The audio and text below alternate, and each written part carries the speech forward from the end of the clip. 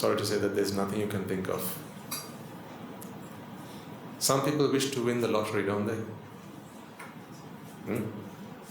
Maybe even you do. Or maybe you have done in the past. Maybe you still do. Every weekend you buy the, what do you call it? Vasana.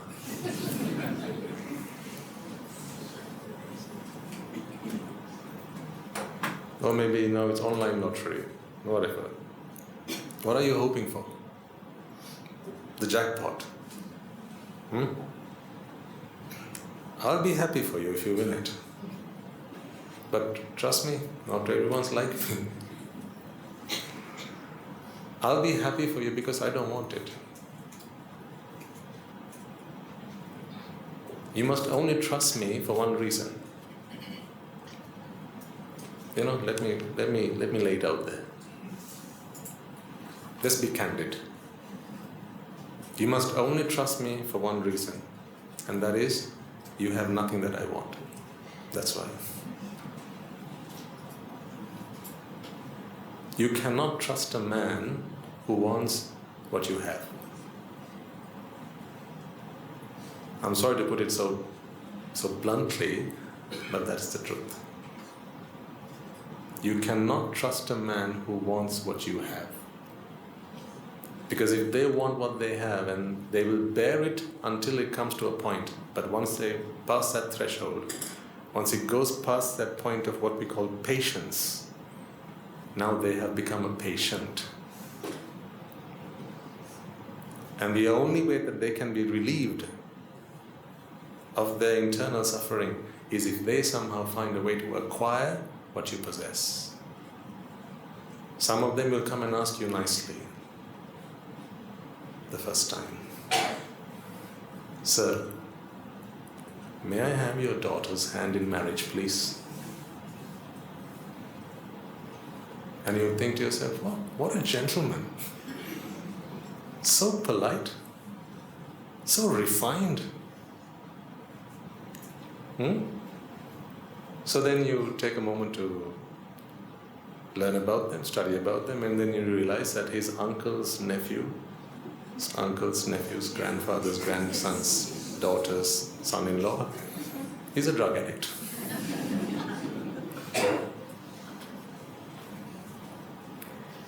No, you're not interested. No, you don't want that. You don't want that black mark on your family. So you say, "Put out. We'll see later. First do your studies now. First do your studies. We'll see about that later." "Sure, whatever you say, uncle." First it was sir, now it has become uncle.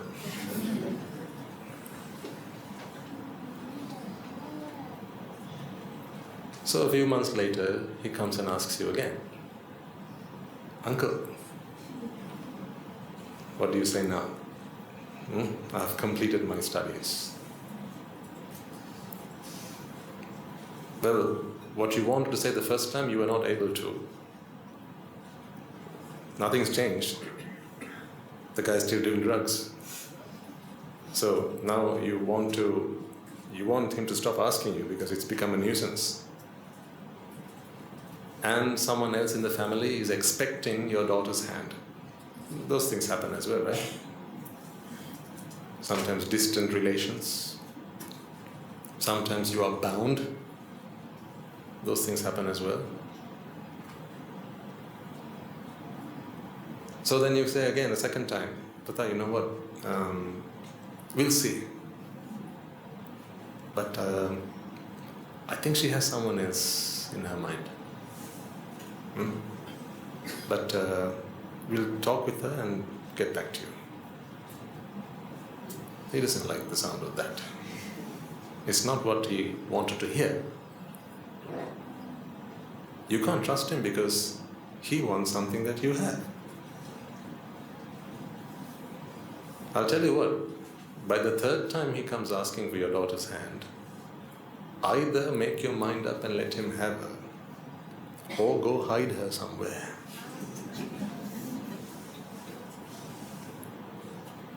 Maybe send her abroad or dig a deep cave somewhere and hide her in there, or at least put her in a coffin 6 feet under, or whatever. Do something and hide her. Otherwise, I'll tell you what, he's going to have her by hook or by crook. And what's even worse, it's become very trendy these days that if he can't have her, he'll make sure that no one else can. There are many ways in which you can do that. One way is, within air quotes, steal her innocence. I don't think I need to spell it out to you. Apparently that's a trend now. You just have to steal her innocence. Because that gives them a sense of, I got from her something that no one else will ever get. So now she's just used goods. He was never going to have her, but fine, that's okay now. I have got my fill. No one else is going to have her the way that I had her.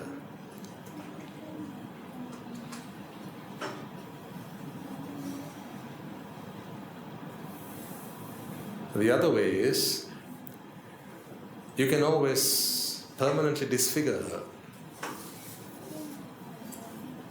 You can permanently disfigure her. There are these liquids called acids. I don't know whether you've heard of them. They come in bottles. All you have to do is hide in the dark, in a dark alley somewhere. And as your daughter passes, she's only gone for her classes, tuition classes, on her way back home. All they have to do is splash a bit of that on her face. Now that little flower that you brought up, that daughter of yours who was so pretty, so innocent, so beautiful, the sin was not letting someone who was interested in her have her. That was the sin that you committed. And because of that, she now has to pay the price. And you will have to live with a girl, either at home, who no longer anyone's going to find interested, and also someone who's going to have to suffer for the rest of their life. So once again, this is the burden of motherhood. This is the burden of fatherhood.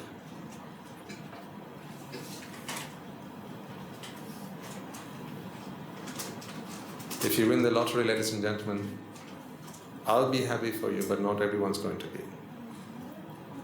You know, people will come after you. They'll come and pretend that they are your friends. You know they're not friends.